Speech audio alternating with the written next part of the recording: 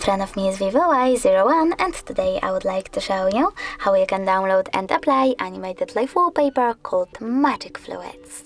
Start by opening Play Store and clicking on the search bar. Then you need to type in Magic Fluids and download this free app, that one from this developer. Then select Open. Over here you need to click on those three lines at the bottom right corner and select, oh so sorry, that was a big misclick, and select Settings. Now choose I accept in this pop-up and adjust all of those wallpaper settings however you want to. When you're ready, click at the top right corner, then tap on the bottom one again, but this time just set as live wallpaper.